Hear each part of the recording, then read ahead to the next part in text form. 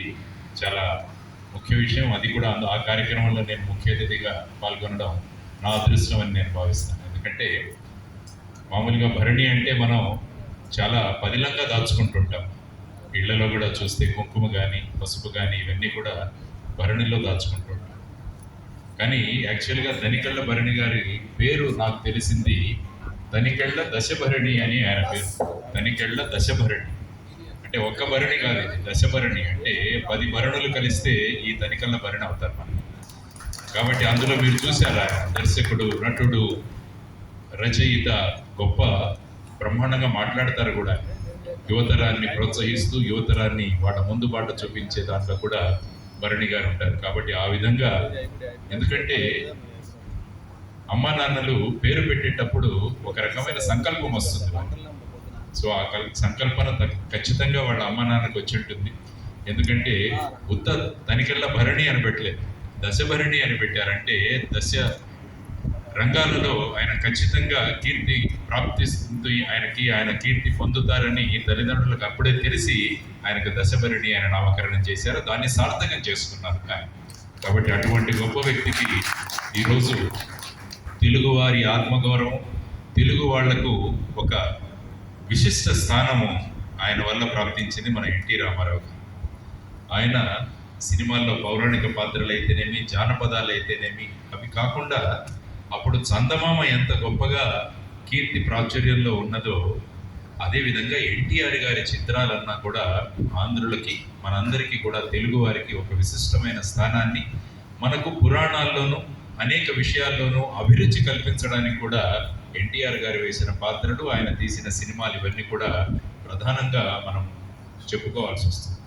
అటు సినిమా రంగం అయితేనేమో, ఇటు రాజకీయ రంగంలో అయితే ఒక నిబద్ధత కలిగిన వ్యక్తి.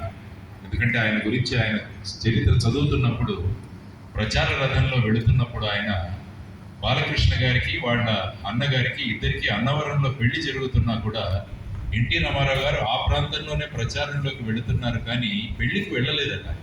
ఎన్టీ రామారావు గారు, నాకు ప్రజా శ్రేయస్సు ముఖ్యం, ప్రజల యొక్క సమస్యలు తెలుసుకోవడం ముఖ్యం, మా ఇంట్లో జరిగే పెళ్లి నేను మళ్ళా ఎప్పుడైనా వాళ్ళని కలుస్తాను, కానీ ప్రజలను కలవాలంటే వాళ్ళతో పాటు ఉండాలి కదా అని ఆయన చేశారు.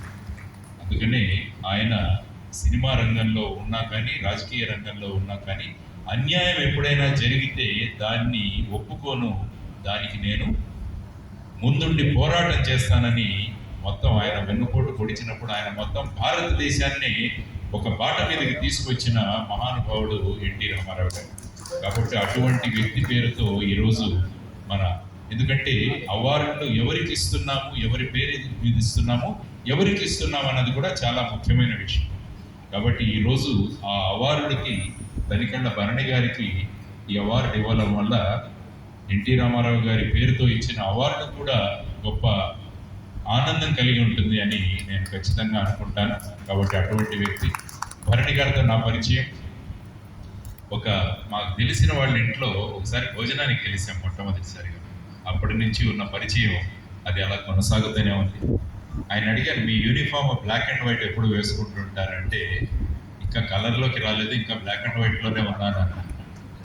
సో ఆ విధంగా మన మూలాలు ఎక్కడున్నాయి, మనం ఎక్కడి నుంచి వచ్చామన్నది మర్చిపోకుండా ఆ బ్లాక్ అండ్ వైట్, ముఖ్యంగా ఆయన ఇప్పుడే నాతో చెప్పారు, ఈ స్టేజ్ మీద నేను ఎన్నో ప్రదర్శనలు, నాటికలు వేశాను, అక్కడ అనేకమైన అవార్డులు అందుకున్నానంటే ఈ రంగస్థలం నుంచి ఈ స్థాయికి చేరుకున్నారు. ఆయన కృషిని కూడా మనం అందరం కూడా అభినందించాలి. తర్వాత ఈరోజు సభాధ్యక్షులు రేలంగి నరసింహారావు గారు, ఆయన కూడా మంచి కుటుంబ చిత్రాలు తీశారు. ఆ తర్వాత ఇందాకే మాట్లాడుకుంటున్నారు, పాలకొల్లు, తూర్పుగోదావరి, పశ్చిమ గోదావరి నుంచి చాలామంది సినిమా వాళ్ళు వచ్చారు, దానికి కారణం ఏంటి అన్నది కూడా మేము మాట్లాడుకుంటున్నాం. దానికి కారణం నేను చెప్తాను. ఎందుకంటే భారతదేశంలో హరిత విప్లవం అని ఒకటి జరిగింది. హరిత విప్లవం, గ్రీన్ రెవల్యూషన్ అంటారు. గ్రీన్ రెవల్యూషన్ లాల్ బహదూర్ శాస్త్రి గారు మన దేశానికి ప్రధానమంత్రిగా ఉన్నప్పుడు కాటకాలు, అప్పుడు షిప్ టు మౌత్ అనేవాడు.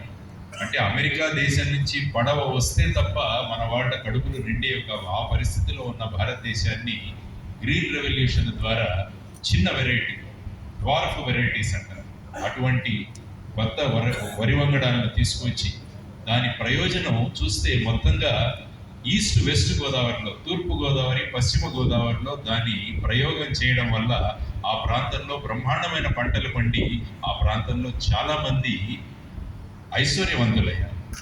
వారందరూ కూడా వాళ్ళకు వచ్చిన డబ్బును మనం ఎక్కడైనా ఇన్వెస్ట్ చేయాలి అని చెప్పి సినిమా రంగంలో వాళ్ళు ఇన్వెస్ట్ చేయడం మొదలుపెట్టారు.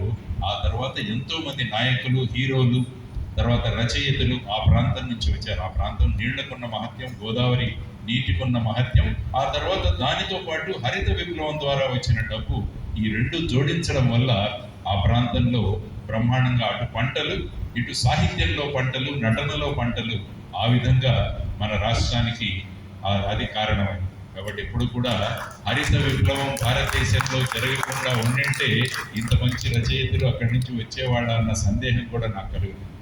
కాబట్టి ఏదైనా కూడా ఎప్పుడైనా కూడా రైతును మనం మరిచిపోకూడదు. ఏ రంగంలో అయినా మనం ప్రగతి సాధించామంటే దానికి ప్రధానమైన కారణం రైతు అవుతాడు. కాబట్టి ఈ చలనచిత్ర రంగం కూడా ఆంధ్రప్రదేశ్లో ఈ విధంగా ముందుకు వెళ్ళిందంటే దానికి కూడా మనకు తీసుకొచ్చిన హరిత విప్లవం. కాబట్టి నాకున్న కొన్ని విషయాలు మీకు చెప్పే ప్రయత్నం చేశాను. కాబట్టి మరి ఒకసారి ఈ కార్యక్రమంలో వంశీ రామరాజు గారు, ఐ థింక్ మీ ఇంటి పేరు రామరాజు అనుకుంటారు, మీ పేరు వంశీ,